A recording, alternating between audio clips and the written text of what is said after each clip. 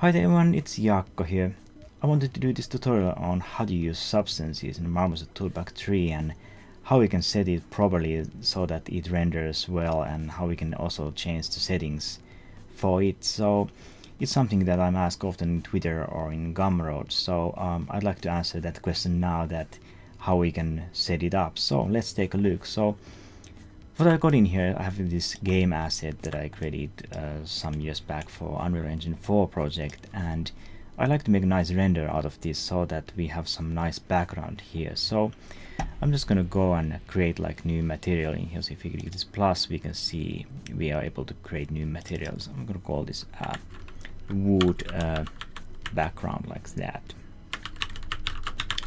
And then if you want to set it up as a substance, you have to go and find this extra in here, and you need to click the substance in here, and then you just find that. So I have this H wood planks substance which I created, and that's actually available in my Gumroad if you guys want to take a look. So I'm just gonna open up that one, and now we have that. So we have this wood background, so I'm gonna drag and drop this to the background plane. So what I haven't set it here is just basically a plane that is like 1 UV square if I remember right, and so on. So it's enough, it's just a 1 square UV, because we can change tiling and things like that. So obviously this looks awful at the moment because it's so low resolution, and I'm just gonna set up like maybe 2K.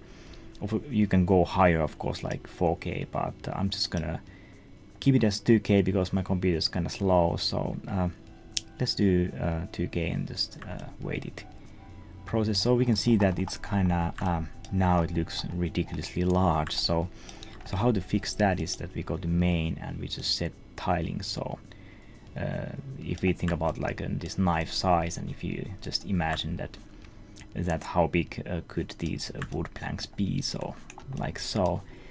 So it looks weird now, it doesn't look right at all, and this is something that many users, including me, had trouble with. So maybe first we need to set the normal. So for some reason it doesn't set it up correctly, so in this case it needs to be flipped, because if I remember right, I did this in DirectX format, so that should be alright.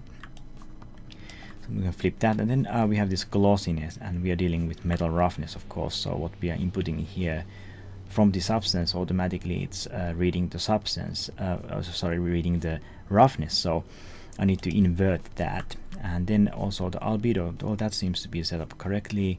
And then reflectivity, we are dealing metal roughness, so I need to change this metalness so that it gets the 0 value properly, because nothing is metallic on this wood.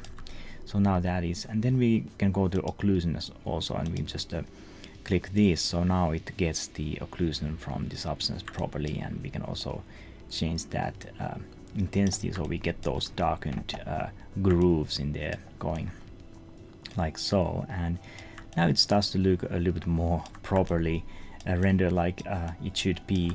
So of course we can change many parameters here. We could go like check maybe the occlusion or things like that, or a little bit more like we want to have like more shadows on those small grooves or things like that. And then we have also all the exposed parameters here, like a normal detail intensity. So this is something that I created for the substance, so that we're going to be able to change that, how much normal detail we put into the wood grain, so that how the wood grain will be sort of rendered in here. And then I have like smudges, like things that I created for the roughness channel, so it gives appearance for more like this wear effect, like so. So if you get this wood substance from my Gumroad shop, you can get have access for these all these parameters. Also these cracks in here, that we can see these horizontal lines in here. I can enable or disable if you are doing the render, and then you notice that it looks they are drawing too much attention from your subject, then you can disable them. So it's really nice workflow to be able to change things on the fly. Or if you compare that, you have like a bitmap or something you created in Photoshop, and then you notice that, oh, this looks too noisy, or it looks too drawing the attention away, or it's too like too much detail or something, you would have to go back into Photoshop and then like erase them or whatever, and that's not very nice. So I really am a big fan of Substance Workflow for these reasons. So I have like I have also albedo saturation here, so sometimes the saturation may look too much, so I wanted to have a proper values, and also have the brightness for the albedo, so it's also very nice to be able to control that. So we can do that, and then we have even like the normal intensity for those cracks, so you can choose how intense those cracks are going to appear in the normal map. So that's also do. And then we have these grooves normal, so you can disable those grooves that are sort of separating those. If this could be a table or something, then you could control those. And they also have like this surface damage normal intensity, so we have like this damage area. So if you want to simulate more like a worn wood or something like that, you can do that as well. So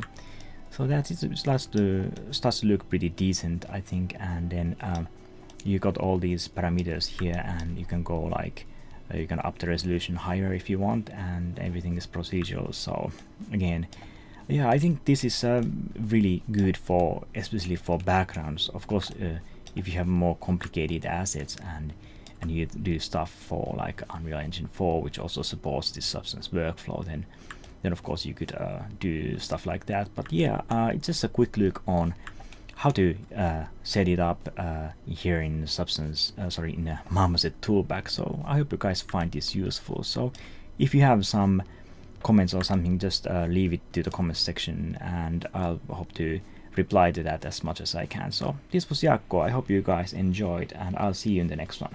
Bye bye.